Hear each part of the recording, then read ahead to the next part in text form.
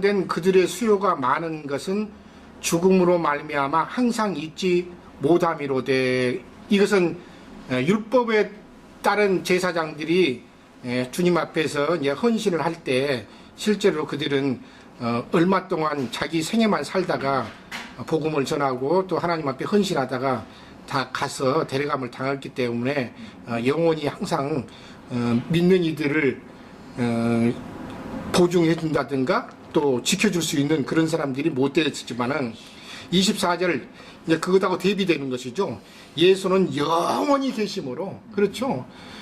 왜냐하면 그분은 시작도 없고 끝도 없고 영원히 무궁한 생명의 능력을 따라서 영원히 계시는 살아계시는 계심으로 그 제사장 직분도 영원히 가리지 아니할 뿐만 아니라 영원히 계시기 때문에 처음부터 끝까지 보증하실 수 있는 유일한 보증수표다. 지금 행정이 말씀하신 대로 보증수표가 되주신다. 이렇게 지금 이 말씀을 하신 걸 볼 수가 있습니다. 그렇기 때문에 사람을 완전하게 구원하실 수 있다. 이 말씀을 하신 것이죠.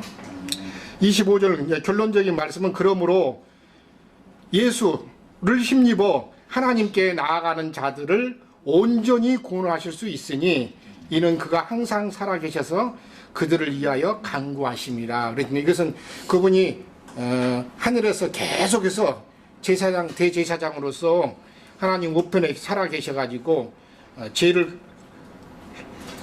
부족함을 가지고 있다고 하시면서도 주님 믿는 가운데서 다시 실족할 수도 있고 다시 죄 가운데 떨어질 수도 있고 그러가면서도 주님 앞에 해서 신앙 안에서 간구만 하신다 하면은 멀어지지만 않는다 하면은 주님께서 그들을 위해서 중보를 하심으로 말미암아 끝까지 온전하게 될 때까지 중보하실 수 있다, 보증하실 수 있는 보증수표가 되실 수 있는 그런 분이시다는 것을 지금 증언하고 있는 걸 볼 수가 있습니다.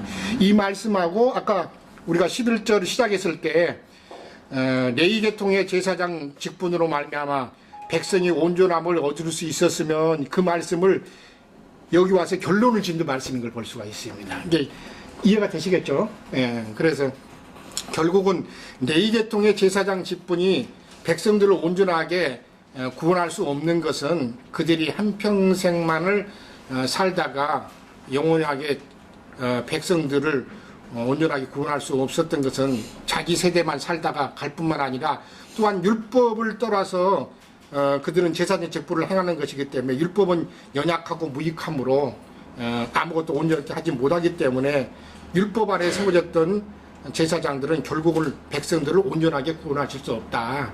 그렇기 때문에 그들을 패하고 이제 무궁한 생명의 능력을 따라서 예수님 곧 멜기세덱의 반차를 따르는 별다른 제사장을 세울 필요가 있었고 그 멜기세덱의 반차를 따르는 제사장들이라서는 성령의 법을 따라서 제사장을 직분을 행하는 것이기 때문에 결국은 제사장도 바꿀 뿐만 아니라 그 제사장을 세우는 근간이 되는 법도 바꿔줘야 되는 것을 지금 쭉 말씀하신 걸 볼 수가 있습니다. 두 가지를 지금 말씀하신 것입니다. 실제는. 그래서 결국은 제사장이 바뀌었다는 것은 제사도 바뀐 것입니다. 실제는. 그래서 새 언약에 따른 제사장이라는 것은 의문에 따른 것이 아니고 영으로 제사를 드리는 사람들이다. 다른 성경에서는 이렇게 말하는 걸 볼 수가 있습니다. 저는 거기까지 잠깐 교통을 드리고 우리 지우 형님 교통할 부담이 있어?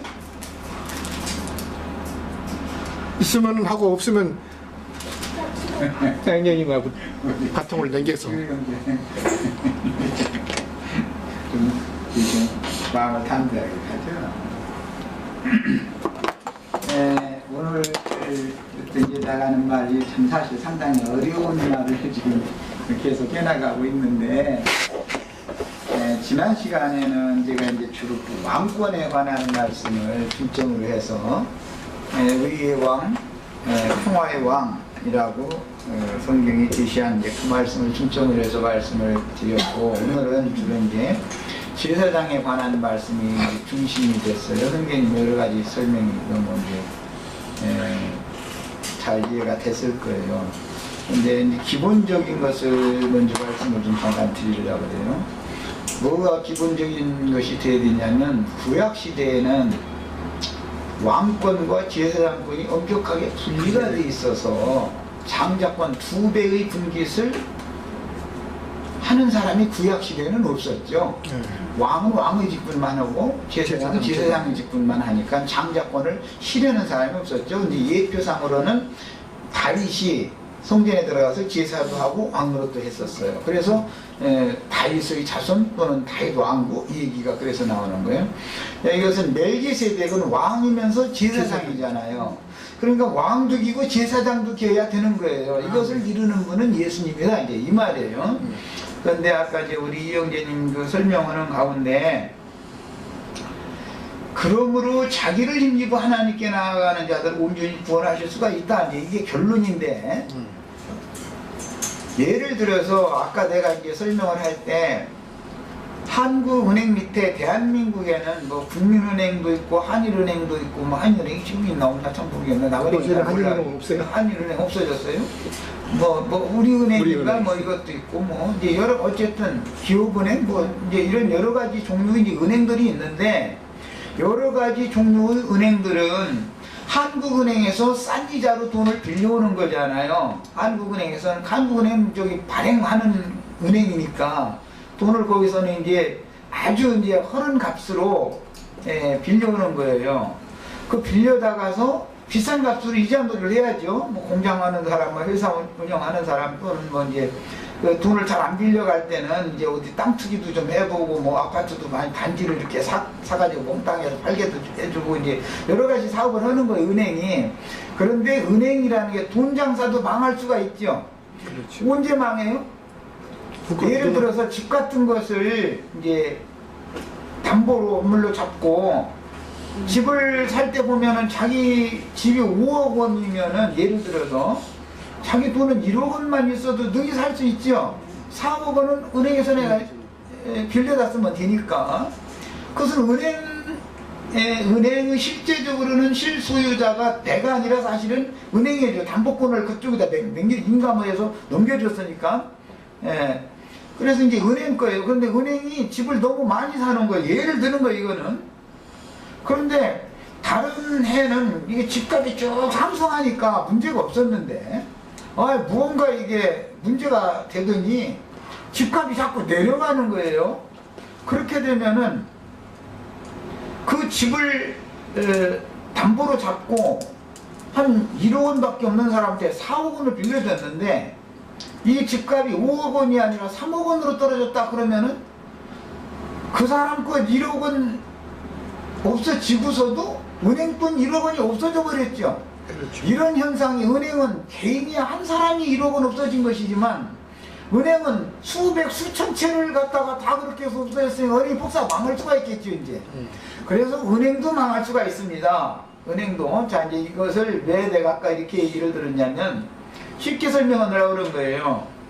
구약시대에 율법 제도에 따르는 제사장 직분을 행하는 사람들이 율법 제도에 따르는 교회를 세웠어요. 교회 생활을 했어요. 이것은 구약시대로만 하지 말고 이제 나와 우리 형제 자매님들과의 관계를 이렇게 생각해봐요.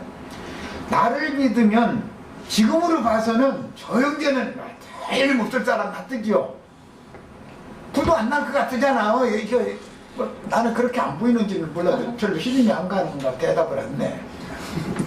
다른 사람이 다 잘못되면 다 잘못됐지 저 사람은 절대 믿을만 하다. 눈앞시 이제 헌금 안 내면냐고 졸라대고 절대 그럴 사람 아니다. 모르는 거예요 이것은. 어느 날 어떤 영향을 할지 모르겠어요. 네, 사람은 두드러 얼마든지 될 수가 있는 거예요. 적어도 서울에 있는 교회들이 그렇게 많은데 다 잘못됐고 우리 모임 우리의 교회만큼은 절대 깨지지 않는다. 우리가 이렇게 지금 현재는 자신 있으니까 이렇게 생활하는 거 아니에요? 그래서 이것도 믿으면 안 돼요. 국민은행은 뭐 확실하다. 국민은행 믿으시면 안 돼요. 그 은행을 믿으면 은행도 후돈일 수가 있는 거예요. 아까 내가 설명드린 거예요. 그래서 아무리 유능한 설교자나 목회자나 그 목회자를 이시로 하는 모임을 세운 교회의 실행을 하는 어떤 단체가 아무리 현재는 튼실하지만 모른다 이거예요. 이건 보증이 안 된다 이거예요. 그래서 사람을 바라보고 어떤 무리, 조직, 체계 이걸 바라보고 신앙생활을 하는 사람은 세상 말로 아가지 나는 날이 올 수가 있습니다.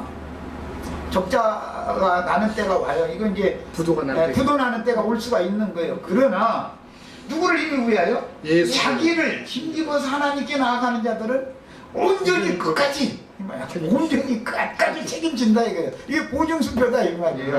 그런 말이에요. 야, 그러니까 이제 이것은 아주 참 중요한 말인데 우리 형제자매님들 저를 믿으면 안 됩니다. 서울교회 모임을 믿으시면 안 돼요. 제가 구원자가 아니고 서울교회가 구원하는 게 아니에요. 아멘. 구원자는 누구예요? 예수님. 예수 그리스도예요. 이 얘기를 한 거예요 지금.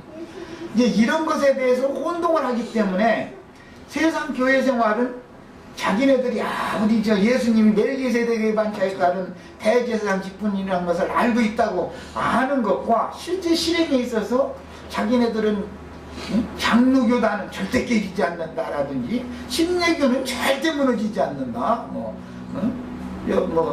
조용기 씨는 절대 죽지 않는다고 믿는 게 아니라 그 사람은 절대로 말을 믿을 만한 사람이다라든지 그런 교단은 절대로 깨지지 않는다. 그거 붙들고 있으면 그건 세상 말로 어느 때가 되면 꽝 날 수가 있어요. 부도를 내는 거예요. 더 튼튼하다고 자신 있다고 하던 것이 꽝 낼 때가 그건 아무도 모르게 꽝 내는 거니까 튼튼한 회사가 꽝 날 때는 아무도 모르는 거예요. 소문내고 꽝 하는데 뭐 없어요. 그때는 왜? 큰 회사기 때문에 나라에서도 믿고 저 대우가 부도낼 때 막 술이 소문내가지고 부도내지 않죠. 워낙에 튼튼한 회사니까 그냥 입만 벌리면 빌려줘. 그런데 어느 날부터는 속으로는 3부이자로 다른 데는 빌려갖고 지난번에도 빌려갔는데 또 달라고 이번에는 안 되겠는데 5부지가 되겠는데 그래도 좋다 이거예요. 우선 달라 이거예요. 자꾸 이렇게 하면은 벌써 낌새를 채야 되는데 은행들이 그걸 모르고 계속 줘버리는 거예요. 이래가지고 그 사람이 부도낸 액수가 참 천문학적인 수를 부도를 냈죠. 자, 이런 것처럼 큰 교단, 믿을만하다고 생각하는 교회, 믿을만하다고 생각하고 자신 있다고 생각하는 목회자, 이걸 믿는 사람은 세상 말로 쥐두새도 모르게 부도 맞을 수 있어요. 그렇게 맞는 걸 부도는 늘 이거는 뭐 비유를 실감나게 하느라고 그런 건데 우리도 이럴 수 있어요. 이 형제도 믿으면 안 됩니다. 나도 믿으면 안 되지만 이 형제도 믿으면 안 돼요. 우리 모임은 절대 다 그건 있을 줄 모르는 거예요. 이거는 사람이 하는 것은 아무것도 믿을 수 없어요. 무조건 오고 사람을 믿으시면 안 돼요. 사람의 단체를 믿으면 안 돼요. 그런데 세상 교회에서는 자기의 조직이나 자기를 자꾸 세워서 예수님의 자리나 예수님이 교회인 것처럼 위장을 자꾸 하고 사람이 많이 모이고 거기에 뭔가 있는 것 같고 이렇게 하면 사람들이 도성는 거예요. 나는 이제 세상 이제 일반 교파 생활도 해봤고 뭐 최고의 진리를 가지고 있다고 하는 어떤 지방 입장파라는 그런 무리 생활도 해봤지만 그들은 이걸 너무 몰라. 너무 몰라. 말해도 통하지도 않아. 뭔 소리인지 알아듣도 못하고. 지방 입장이라는 것을 믿거나 위트니스나 워치만이라고 하는 사람을 믿으면 그건 부도나게 돼 있어요. 그 두 사람은 이미 부도냈고 사람이니까 부도가 안 날 수 없죠. 죽으면 끝인데 뭐. 그런데도 요즘은 책으로 연명을 해도 또 자꾸 그분들이 해놨던 얘기 가지고 책을 자꾸 내가지고 하니까 이런 거는 신앙이 아니다. 그건 믿음이 아닌 거예요. 그거는 땅에서 먼저 구속함을 받아야 되지만 사람 가운데서도 반드시 구속받아야 되는 거예요. 그래서 어떤 종교단체나 어떤 사람을 의지하는 것은 그것은 변개할 수밖에 없는 완전한 법에 의한 규정이 아니기 때문에 즉 제사장 제도가 아니기 때문에 이것은 반드시 바뀔 것을 전제로 한다. 변개될 것을 개혁될 것을 전제로 했다. 그래서 레위 지파에 속하는 사람들에게 제사 직분을 맡기는 문제는 하나님이 맹세로 네가 영원한 제사장을 해라 이런 말은 안 했다 이런 말이에요. 아멘. 레위고 네가 영원히 제사장이라 내가 맹세한다 이렇게는 안 했잖아요. 그런데 레위 제사장 직분이 계속 이어졌던 것은 예수 그리스도께서 오셔서 그 레위 계보에 속한